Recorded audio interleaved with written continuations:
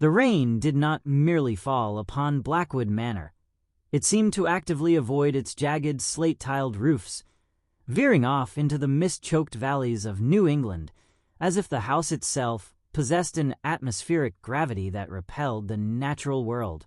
Jonathan Vance sat in his idling sedan at the edge of the property line, his hands gripping the steering wheel until his knuckles turned the white color of dried bone. He was a man of science, a mechanical engineer who trusted only that which could be measured, calculated, and disassembled into predictable components.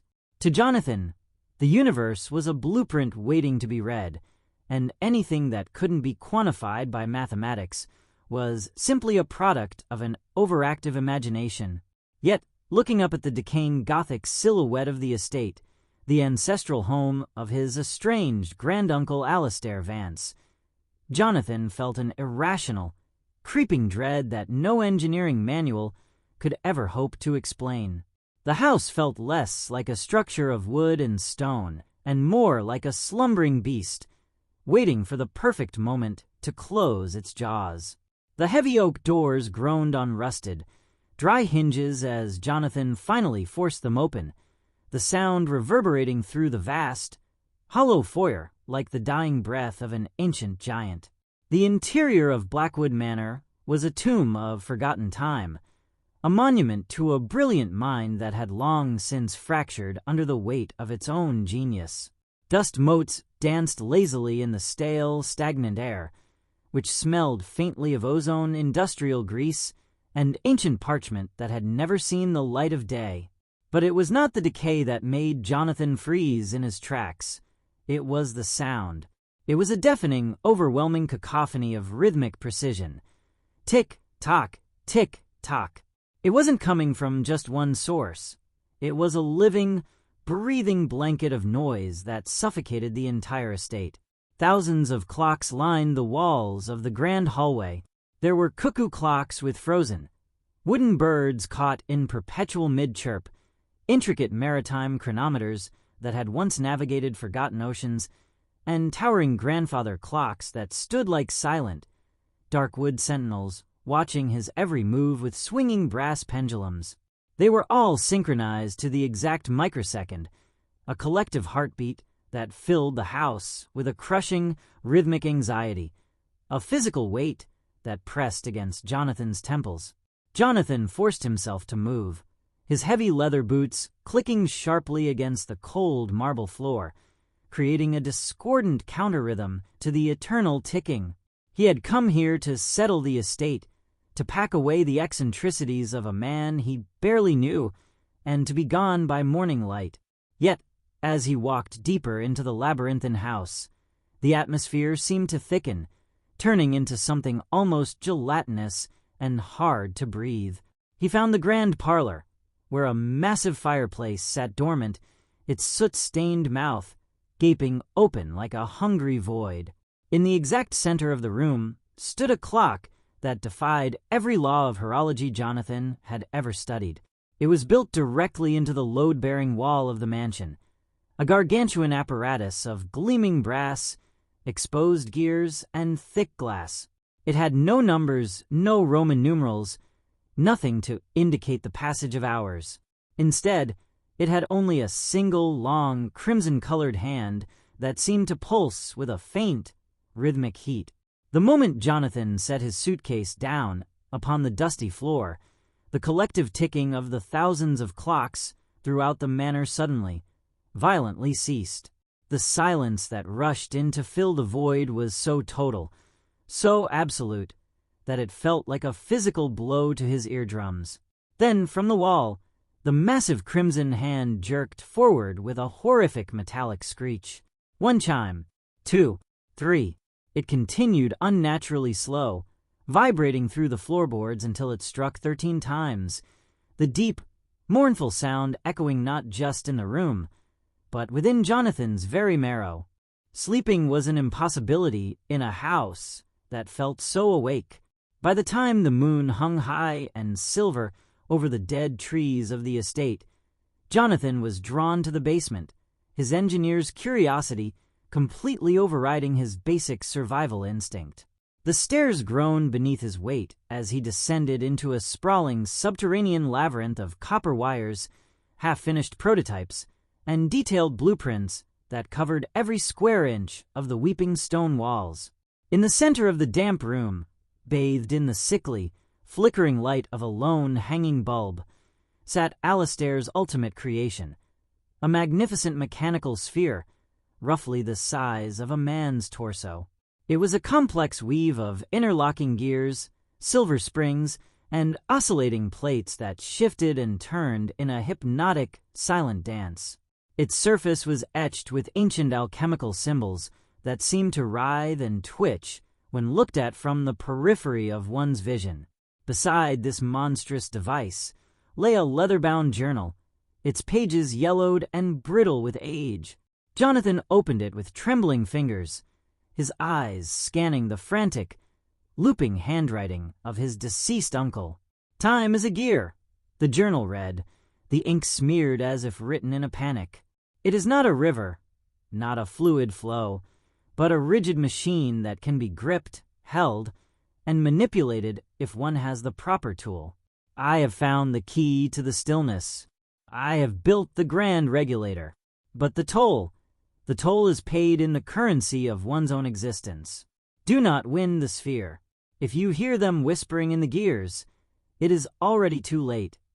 Jonathan scoffed aloud, trying to shatter the suffocating tension of the room with a burst of rational skepticism. "The old man lost his mind," he muttered to himself, his voice sounding thin and hollow in the basement. Yet, despite his words, his hand reached out for the heavy, heart-shaped silver key resting on the table next to the book.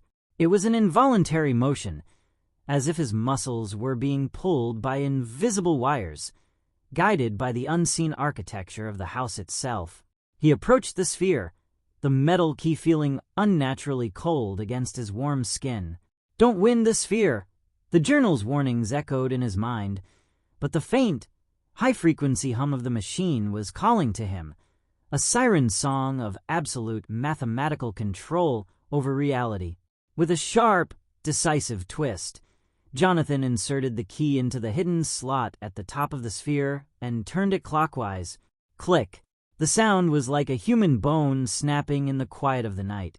Instantly, a violent shockwave of static electricity and freezing air erupted from the core of the sphere, turning the atmosphere into a shimmering, distorted veil of pale blue light. Jonathan stumbled back, crying out as the wind ripped through the basement, tearing blueprints off the walls. But the room didn't tilt or break. Instead, everything stopped. The howling wind died instantly. The flickering bulb above became perfectly still, its light frozen in a solid, unmoving beam. Jonathan, his heart hammering against his ribs, raced up the wooden stairs to the main parlor and looked out the grand window. What he saw shattered the last remnants of his rational mind. A heavy rainstorm had been raging just moments before, but now the individual raindrops hung suspended in midair, thousands of perfect glass beads caught in an invisible, motionless web. A jagged bolt of lightning was frozen in the black sky, illuminating the dark woods below with a permanent, ghostly white glare. A crow, caught in mid-flight, just above the courtyard trees, stayed frozen in place, its wings arched in an impossible, terrifying tableau. Time had been completely paused, fractured by his own hand. Then, breaking through the impossible silence of a frozen universe, the sound returned. Tick, tock, tick, tock. It wasn't the distant clocks on the walls this time. It was a deeper, grinding sound of rusted metal against stone, emanating from the deepest shadows of the grand parlor. From the darkness emerged a figure, impossibly tall, unnaturally thin, and draped in tattered black robes that didn't move or rustle, completely unaffected by the lack of time. But it was the creature's head that made Jonathan's blood run cold. It had no flesh, no features, no face. Its head was a complex, horrifying arrangement of exposed brass gears, whirring cogs, and ticking clockwork springs. In place of eyes, two glowing red glass lenses whirred, clicked, and focused directly on Jonathan. It was a keeper of the mechanism, a cosmic warden born from a dimension where time was not a concept, but a fuel to be harvested. As the creature drifted forward, its metallic joints clicked in a disturbing, rhythmic cadence. Jonathan Vance. A voice resonated, not through the air, but directly inside the deep recesses of Jonathan's skull, sounding like heavy iron plates scraping against stone. You have engaged the master gear. You have shattered the continuity of the stream. The toll must be paid in full. Jonathan scrambled backward in absolute terror, his heel catching on the edge of the rug. He reached out blindly, grabbing a heavy brass candelabra from a nearby oak table, wielding it like a club with white-knuckled desperation. He knew, with the terrifying clarity of a hunted animal, that he could not fight a creature that existed outside the laws of nature. He needed to reverse the process, to break the machine he had just turned on.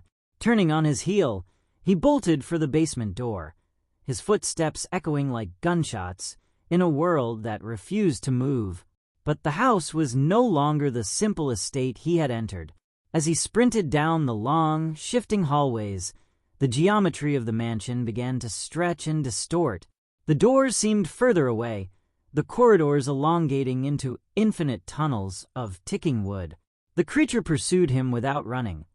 It simply flickered through space, appearing at the end of a hallway, then closer, then right behind him, its red lenses whirring in the dark.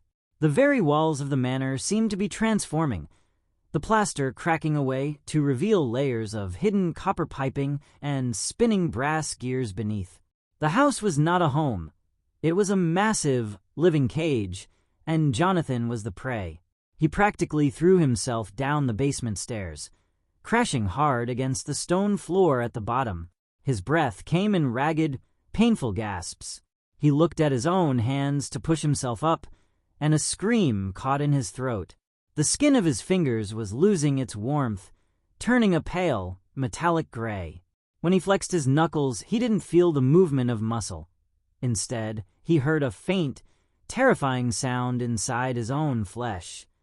Click, click, click. The curse of the sphere was rewriting his biology. He wasn't just being killed. He was being harvested, turned into a permanent, soulless extension of the clockwork machine itself.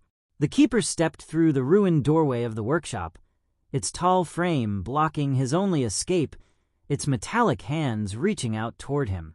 The mechanism cannot be undone by mortal hands once the gears lock, the entity whispered in his mind, the sound growing louder, deafening him. Your life is the final gear required to seal the eternity.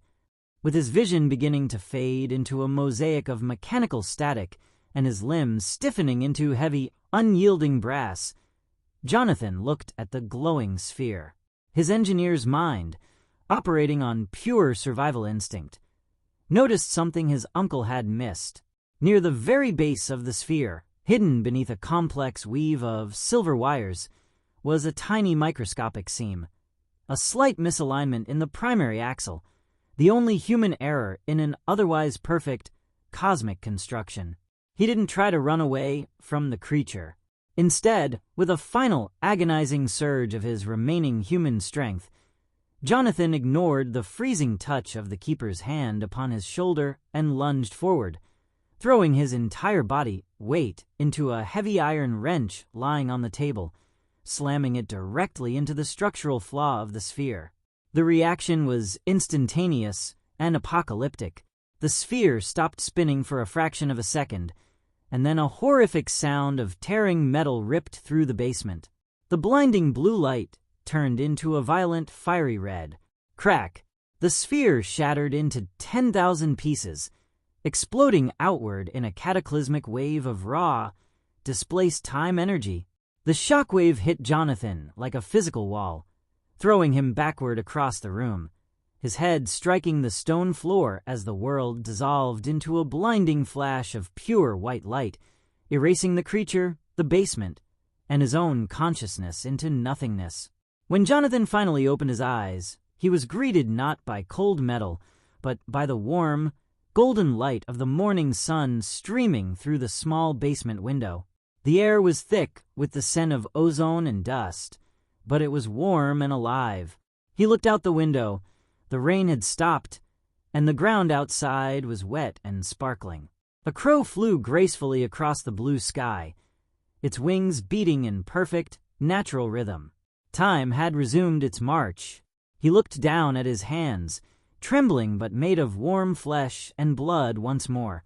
The clockwork entities were gone, reduced to nothing but piles of harmless, rusted dust and broken springs on the damp floor.